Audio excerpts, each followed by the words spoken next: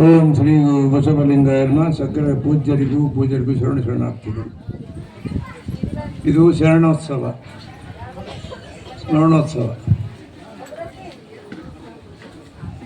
ಶರಣ ಒಳಗೆ ಸ್ಮರಣ ಅಡಗಿರ್ತಾನೆ, ಸ್ಮರಣದೊಳಗೆ ಶರಣ ಅಡಗಿರ್ತಾನೆ. ಶರಣ ಮತ್ತು ಸ್ಮರಣಕ್ಕೆ ಭಿನ್ನಿಲ್ಲ, ಸಕ್ಕರೆ ರುಚಿಗೆ ಭಿನ್ನಿಲ್ಲ, ಹಾಲು ಮಧುರಕ್ಕೆ ಭಿನ್ನಿಲ್ಲ. ಅದರೊಳಗೆ ಅಡುಗೆ ಬಿಟ್ಟಿರ್ಬೇಕು. ಪ್ರತ್ಯೇಕವಾಗಿ ಭಿನ್ನ ಅನ್ನಲಿಕ್ಕೆ ಬರೋದಲ್ಲ. ಇದು ಶರಣೋತ್ಸವ.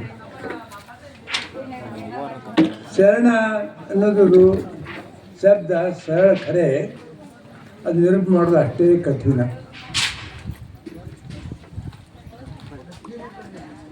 ಮುಂಜಾನೆ ಶರಣರಿ ಅಂತಾರೆ, ಆ ದೃಷ್ಟಿಯೇ ಬೇರೆ. ಮುಂಜಾನೆ ಶರಣರಿ ಅಂತಾರೆ, ಆ ದೃಷ್ಟಿಯೇ ಬೇರೆ. ಯಾಕೋ ಶರಣಪ್ಪ ಅಂತಂದರೆ ಅದು ವ್ಯಕ್ತಿಗತ. ಶರಣ ಮುಂಜಾನೆ ಸೇವಾಕ್ಕೆ ಬರ್ತೀಯ ಅಂತಂದ್ರೆ ಎಲ್ಲಿ ಹೋಗಿ ಮುಂಜಾನೆ ಸೇವಾಕ್ಕೆ ಯಾವಾಗ ಬರ್ತೀಯಪ್ಪ ಅಂದ್ರೆ ಅವನು ಶರಣ ಅಂತಾರೆ. ಆದರೆ ವ್ಯವಹಾರ ನಡೀತಕ್ಕಂಥ ಶರಣ ಮಾತಿಗೂ ಅಂತ ಅಡಗಿದಂಥ ತತ್ವಕ್ಕೂ ಬಹಳ ಅಜಗಜಾಂತರ ಅಂತರದ. ಇದು ಅಷ್ಟೇ ಕಠಿಣ, ಅಷ್ಟೇ ಸರಳ. ವಿಮರ್ಶೆ ಮಾಡೋದು ಜಟಿಲ.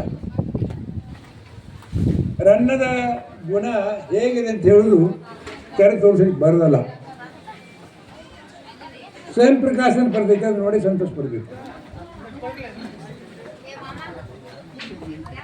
ಹೂವನ್ನು ನೋಡಿ ಸಂತೋಷ ಪಡಬೇಕು, ಹೂವಿನ ಮಕರಂದ ನೋಡಲಿಕ್ಕೆ ಸಾಧ್ಯ ಇಲ್ಲ. ಮಕರಂದ ಯಾರು ಗಣಿಸ್ ನೋಡ್ಯಾನ? ಇದು ಅಂತರಾಳದ ವಿಷಯ. ಯಾವುದೇ ವಸ್ತುವಿನ ವ್ಯಕ್ತಿಯ ಅಂತರಾಳವನ್ನು ತೆಗೆದುಗಡಿಸಲ್ಲ.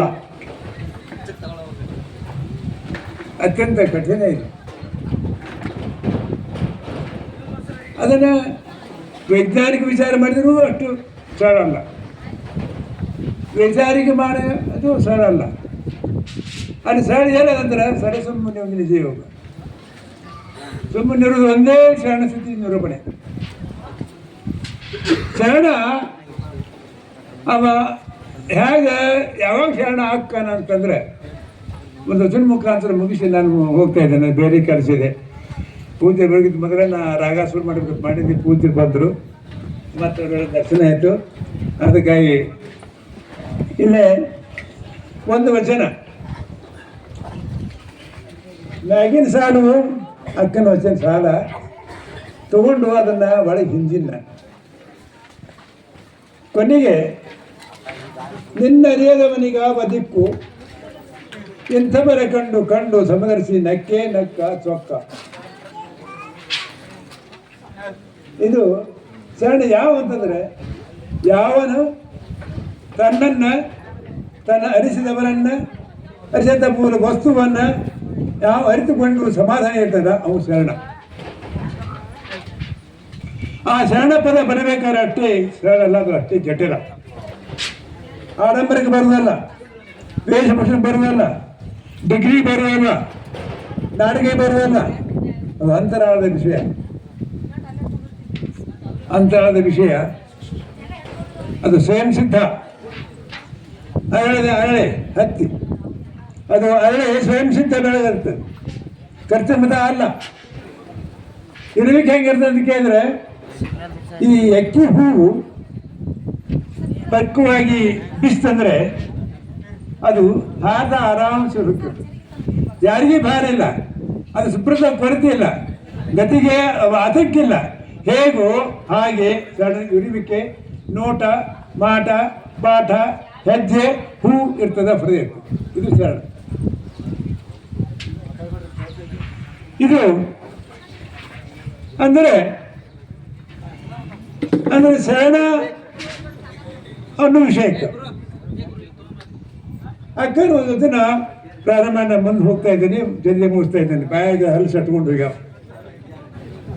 ಏನು ಹೇಳಕಂದ್ರೆ ಉಚ್ಚಾರ ಸರಿ ಆಗೋದ್ರ ದಯಮಾನ ಕೂದಲು ಕ್ಷಮಿಸಬೇಕು. ಮರವಿತ್ತು ಫಲವೇನು ನಡೆಲ್ಲದನ್ನಕ್ಕ, ಮರವಿತ್ತು ಫಲವೇನು ನಡೆಲ್ಲದನ್ನಕ್ಕ. ಹೌದಾ? ಗಿಡ ಅದ, ಹೌದಾ? ಎಲಿ ಇಲ್ಲ, ಅದಕ್ಕೆ ಹೂ ಇಲ್ಲ, ಅದಕ್ಕೆ ಕಾಯಿ ಇಲ್ಲ, ಸಿಡಿ ಹಾದದ. ಸಿಡಿ ಹಾದಿಗಳ ಮಣ್ಣು ಹಿಡ್ಕೋತೀರ ನೀವು? ಇಲ್ಲಲ್ಲ.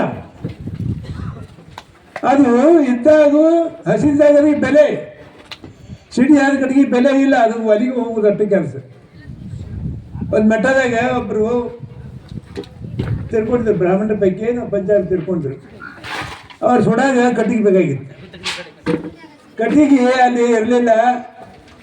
ಹಿರಿಯರಿಂದ ನಮ್ಮಲ್ಲಿ ಸಿಡಿಯಾದ ಗಿಡ ಮಣ್ಣು ಕಡಿಸಿ ಹೋಗಿದೀವಿ ಅಂತ ತಗೊಂಡು ಸುಡ್ರಿ ಅಂದ್ರು. ಅವರು ಅಲ್ಲಂದ್ರು ಹೆಣ ಸುಡಾಸಿದ್ದ ಸಿಡಿಯಾದ ಗಿಡ ಉಪಯೋಗ ಇಲ್ಲ ಹೊತ್ತಾಗ ಇನ್ನು ಇದ್ದಿದ್ದು ಉಪಯೋಗ ಯಾರು ಮಾಡ್ತಾರೆ ಹೇಳಿದ್ರು. ಅಷ್ಟೇ ಸಣ್ಣದು ಬೆಲೆ ಅದು, ಅಷ್ಟೇ ಸಣ್ಣದು ಇರುವುದು, ಅಷ್ಟೇ ಸಣ್ಣದು ಮಾಟದ, ಅಷ್ಟೇ ಸಣ್ಣದ ಪಾಠದ. ಅದು ಯಾವ ಅಳಿಸ್ಕೊಂಡಿರ್ತಾರಲ್ಲ ಅವ ಶರಣ. ಮರವಿತ್ತು ಫಲವೇನು ನಡೆಯಲ್ಲದನ್ನಕ್ಕ. ಗಿಡ ಐತಿ, ಹೌದನ? ಅದಕ್ಕೆ ಹೂವಿಲ್ಲ, ಎಲಿ ಇಲ್ಲ. ಎಲಿ ಮೇಲೆ ಹೂವಿಲ್ಲ, ಹೂವಿನ ಮೇಲೆ ಅದಕ್ಕೆ ಕಾಯಿ ಇದೆ. ಹೌದಾ? ಈ ಗಿಡ ಐತಿ, ನೆಳ ಐತೈತಿ ಕೂಡಿ, ಹೌದಾ? ನೆಳಾಗಿ ಸಿಗತೈತಿ, ಹೌದಾ? ಹೂವು ಬಿಟ್ಟೈತಿ, ಕರೆ ಒಪ್ಪಗೋತಾ ಇದ್ದೀನಿ. ಅದಕ್ಕೆ ಫಲವಿಲ್ಲ, ಫಲವಿಲ್ಲದನ್ನಕ್ಕ. ಏನು ಏನ್ರಿ ಇದು ಗಿಡ ಹಚ್ಚಿ ನಾನು 10 ವರ್ಷ ಆಯ್ತು, 15 ವರ್ಷ ಆಯ್ತು ಮನೆ ಗಿಡ ಹಚ್ಚೀನಿ. ಅದರ ಫಲ ಕಾಯಿನ ಆಗೋದು, ಬರೇ ನ್ಯಾಡಾಗೈತಿ, ಕಾಯಿನ ಆಗೋದು. ನಮ್ಮ ಅಪ್ಪ ಹಚ್ಚಿದ ಆ ಕಾಯಿ ನಮ್ಮ ತುನಿ ಹೋಗಿ ಅವನು ಬರಲಿಲ್ಲ, ನನಗೆ ಬರಲಿಲ್ಲ ಅಂತ. ಸರಿ, ಒಪ್ಕೊಳ್ತೇನೆ. ಆ ಗಿಡಕ್ಕೆ ಕಾಯಿ ಆಗಿತ್ತು ಒಪ್ಕೊಂಡು. ಫಲವಿತ್ತು ಲಾಭೇನು, ಫಲವಿತ್ತು ಲಾಭೇನು ಅಂದ್ರೆ ಲಾಭ ಅಂದ್ರೆ ಏನಿಲ್ಲ, ಅಂತರಾದ ರುಚಿ, ಸದ್ರುಚಿ, ಸುರುಚಿ. ಫಲವಿದ್ದು ಲಾಭೇನು ರುಚಿ ಇಲ್ಲದನ್ನಕ್ಕ.